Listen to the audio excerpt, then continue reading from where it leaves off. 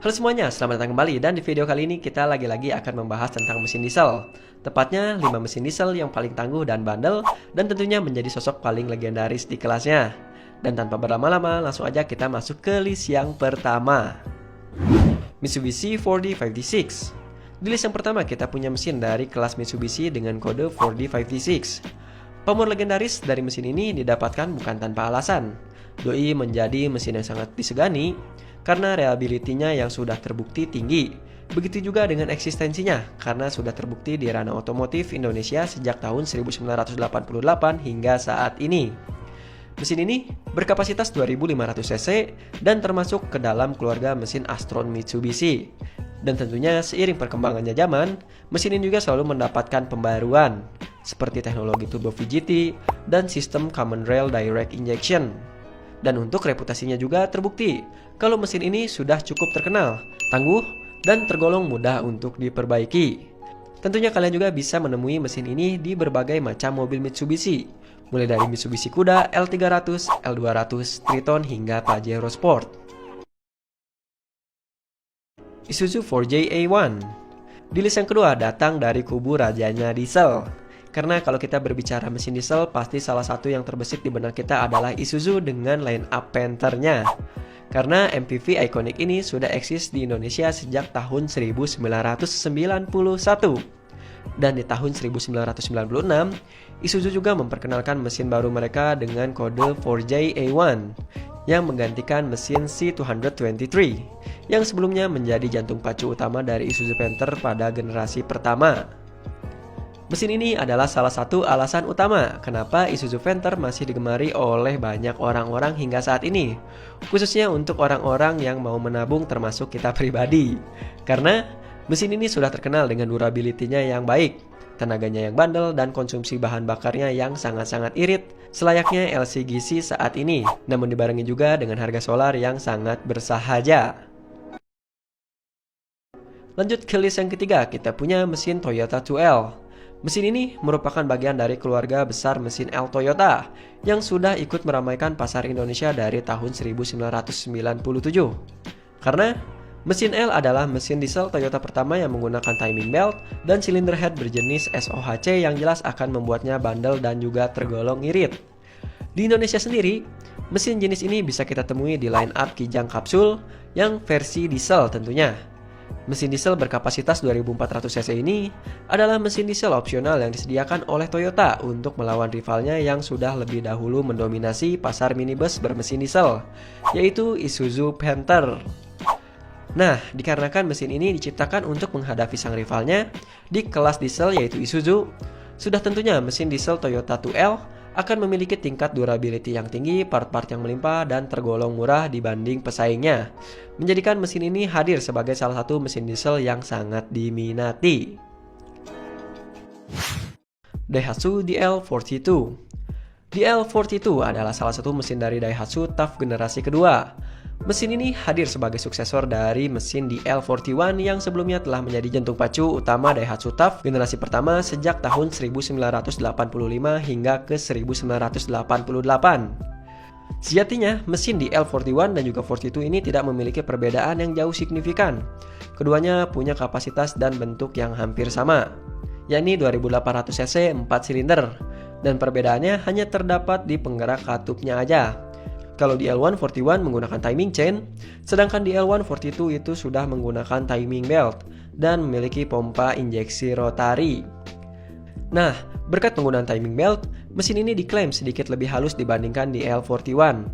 Selain itu, mesin ini juga terbukti terkenal tangguh, bandel, dan terbukti dari eksistensinya yang telah lama menemani Daihatsu TAF dari tahun 1988 hingga tahun 2007.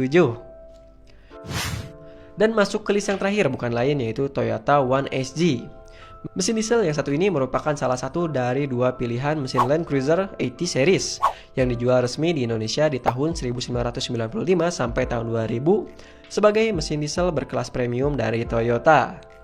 Sedangkan mesin yang satunya lagi yaitu mesin 1HDT yang sebenarnya memiliki banyak kesamaan juga dengan mesin 1SG. Perbedaannya itu cuma masalah turbo dan non-turbo alias NA yang bisa kita lihat dari kode T-nya. Tapi kabarnya di luar sana ada juga One SG yang dipasangkan turbo oleh pihak Toyota. Untuk kalian yang lebih paham, kalian bisa tulis di kolom komentar. Dan karena mesin SG1 tidak memiliki turbo, mesin ini dinilai sedikit lebih reliable dibandingkan dengan mesin versi turbonya, meskipun tidak memiliki tenaga sebesar versi turbo tentunya. Dan walaupun begitu, mesin berkapasitas 4200 cc ini juga dianggap sudah memiliki tenaga yang lebih dari cukup saat digunakan.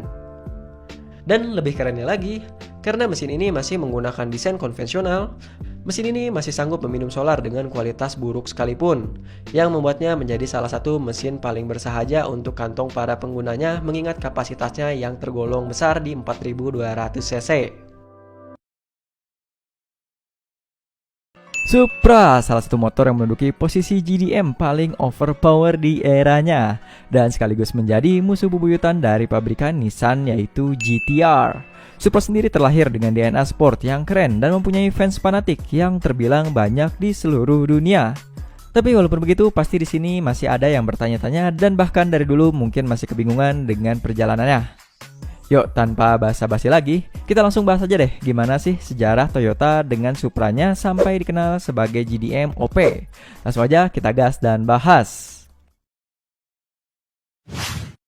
Berawal dari pabrikan saingannya yaitu Datsun yang mengeluarkan Datsun 240Z alias Sang Fair Lady, yang dimana mengisi era mobil-mobil sport Jepang dan Amerika Utara pada waktu itu, membuat Toyota juga tergiur untuk membuat mobil kencang juga. Dan untuk memulai eranya, pada tahun 1978 Toyota mulai bergerak dengan merombak Celica generasi kedua yang menjadi lebih panjang, lebar dengan sasis A40-nya, yang dibekali dengan mesin baru 6 silinder hasil kerjasama dengan Lotus. Nah, Lotus ini hadir dengan membantu di beberapa komponen yang mirip dengan mobil buatannya yaitu Lotus Excel, dan terciptalah Celica XX atau Celica Double X. Tapi sayangnya walaupun begitu mobil ini hanya bisa beredar di pasaran domestik dan tidak untuk dipasarkan di Amerika dan juga Eropa. Yang dimana menurut kita mungkin karena namanya kurang diminati, lalu Toyota pun merubah namanya menjadi Toyota Celica Supra dan mulai dikenal di Amerika dengan sebutan Supra MK1 atau Supra generasi pertama. Lalu maju ke beberapa tahun ke depannya, Toyota juga mengeluarkan mobil Celica Supra MK2 atau mobil Supra generasi kedua alias Mark II, tepatnya di tahun 1981, yang hadir dengan membawa sasis warisan dari Celica generasi ketiga yaitu sasis A60. Perubahannya mulai terlihat di bagian headlamp yang sudah menggunakan lampu pop-up, wheelbase yang lebih panjang, yang dibekali dengan mesin 5M GE berkapasitas 2800 cc. Toyota Celica generasi kedua ini dibuat khusus untuk ajang motorsport oleh Toyota. Bahkan pada British Car Saloon Championship, pembalap bernama Win Percy mengganti mobil sebelumnya yaitu Toyota Corolla dengan Toyota Celica Supra generasi kedua ini. Dan pada tahun 1985, tepatnya di bulan Desember, Toyota mengakhiri produksi Toyota Supra A60 Mark II-nya. Karena saat itu Toyota sudah melahirkan lagi Celica generasi terbaru pada bulan Agustus tahun 1985. Maka sejak saat itu, nama Supra sudah menjadi model independen dan tidak menggunakan platform yang sama lagi dengan Celica. Lalu dari situ Celica menerapkan sistem penggerak depan atau FWD, dan Supra masih terus menyempurnakan perannya di pasar Grand Tourer dengan penggerak belakangnya itu. Bulan Februari tahun 1986, Supra generasi ketiga atau MK3 pun terlahir. Dan dari bentuk bodinya ini, kita bisa melihat bahwa Toyota sedang bersungguh-sungguh di dunia mobil sport karena di generasi ketiga ini hadir dengan bodi yang lebih ceper dan juga lebar dari generasi sebelumnya. Supra generasi ketiga ini membawa mesin 7M GTE 3000cc turbocharger dengan tenaga 230 horsepower. Dan ternyata si generasi ketiga ini ada yang limited edition juga loh, yang hadir dengan kekuatan yang berbeda yaitu 270 horsepower. Gila nggak tuh? Dan untuk versi limited edition ini diberi nama Supra 3.0 GTE Turbo A. Sesuai dengan namanya, mobil ini dibuat oleh Toyota, dikhususkan untuk bergelut di ajang Grup A di Jepang dan pernah juga masuk di dunia rally di tahun 1988. Nah, akhirnya di tahun 1993 generasi keempat Supra MK4 pun terlahir dan pertama ditampilkan di Chicago Auto Show dengan waktu riset selama 4 tahun. Di versi ini, Supra pun melakukan banyak sekali perubahan yang membuatnya sudah tentu berbeda jauh dengan generasi-generasi sebelumnya. Kita shot dulu di bagian lampu yang hadir dengan 6 bulatan di kedua lampu depannya dan 8 bulatan di kedua lampu belakangnya. Yang dimana bulatan-bulatan ini menurut kita menjadi salah satu sisi ikonik dari Supra MK4. Nah, di generasi keempat ini, yang bikin kita tercengang adalah di bagian dashboardnya, karena dashboardnya ini hadir dengan desain yang menurut kita paling keren di zamannya karena mirip kokpit pesawat jet, dan seluruh instrumen plasternya disimpan di area sang supir. Gokil. Riset pun dilakukan lagi pada bobotnya, di mana Supra A80 ini hadir lebih ringan sampai dengan 91 kg dibandingkan generasi sebelumnya yaitu A70.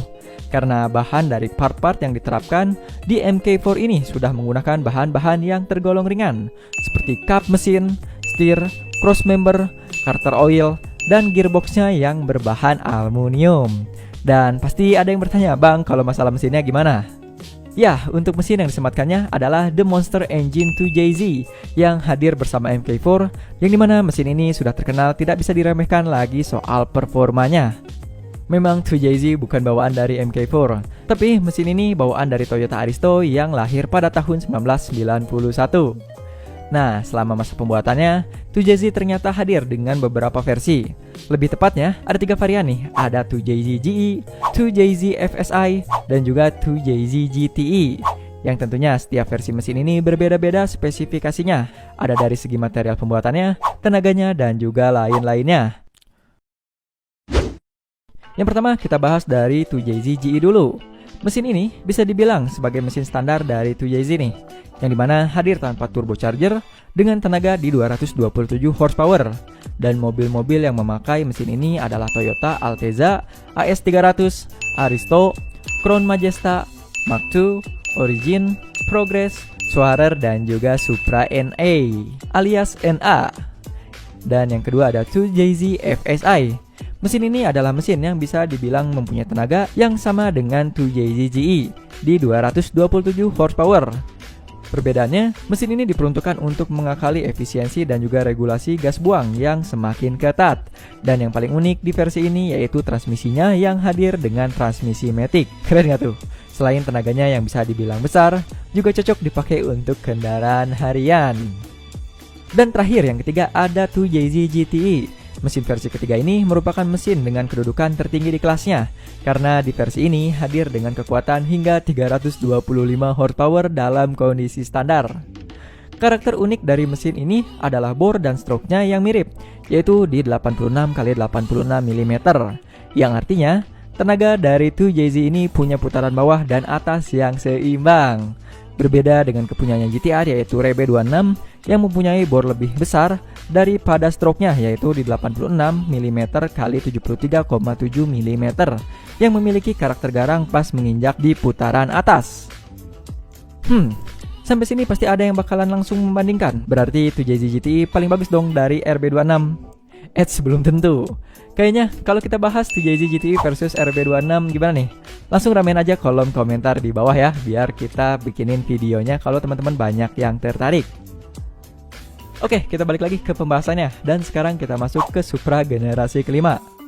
Bentar. Generasi kelima emang ada ya? Sampai-sampai karena sekian lamanya menunggu, bahkan sang engineer top secret dengan Supra emasnya yaitu Smokey Nagata merasa kesal ke pabrikan Toyota dan mengganti mesin bawahan Supra MK4-nya dulu dengan mesin lain karena Supra generasi kelima tak kunjung terlahir juga. Nah, setelah penantian yang sangat-sangat lama, akhirnya menginjak tahun 2014, Toyota mengeluarkan mobil konsep yang katanya dibilang sebagai Supra generasi kelima, yaitu Toyota FT1. Yang dimana mobil ini adalah mobil hasil kerjasama antara pabrikan Toyota dan juga BMW alias BMW. Dan akhirnya di tahun 2018, mobil hasil kerjasama antara BMW dan Toyota ini ditampilkan pada ajang Geneva Motor Show dengan nama Toyota Supra A90. Ada yang nggak kenapa BMW ikut serta di mobil ini? Alasannya karena pada waktu pembuatannya Toyota tidak mempunyai desain sasis yang mumpuni dan sporty yang bisa digunakan sebagai basis rancangan Supra generasi terbaru, terutama di bagian mesin. Toyota juga tidak punya jalur produksi untuk mesin 6 silinder yang akan menjadi Supra terbaru nanti. Dan karena itu pun akhirnya Toyota menjalin kerjasama dengan BMW atau BMW. Oke, sekarang kita bahas mengenai mobilnya ini nih. Mulai dari segi desain, mobil ini mempunyai kemiripan dengan Toyota FJ1. Hanya saja, bentuknya itu agak sedikit menciut karena Supra A90 mempunyai basis yang sama dengan BMW Z4. Lalu kita masuk ke bagian dalam. Untuk di versi ini udah nggak terlalu terlihat lagi nih desain kerennya ala-ala pesawat jet. Malah mirip banget kayak desain-desain mobil mewahnya dari BMW zaman sekarang. Yang membuat kita bertanya-tanya ciri khas Supranya kemana ya? Udahlah. Dan sekarang kita membahas ke bagian yang ditunggu-tunggu, yaitu bagian mesinnya. Mesin yang dibawa sama si A90 ini juga masih memakai mesin bawaan dari BMW Z4 yang hadir dengan kapasitas 3000 cc inline 6 dengan tenaga di 335 horsepower. Tetapi Toyota di sini mengklaim bahwa software pengontrol mesinnya kebanyakan buatan Toyota sendiri nih, dan menjanjikan sensasi antara Z4 dengan A90 akan sangat berbeda rasanya saat dikendarai nanti. Tapi mengingat rivalnya yang sekarang sudah bisa menginjak tenaga lebih dari 500 horsepower, dari sini juga kita udah bisa menerawang kemungkinan kepamuran nama Supra akan meredup. So, gimana pendapat kalian setelah sekian lama menunggu dan alhasil diberi jawaban yang tidak sesuai dengan ekspektasi? Coba lontarkan pendapat teman-teman semua di kolom komentar di bawah ya.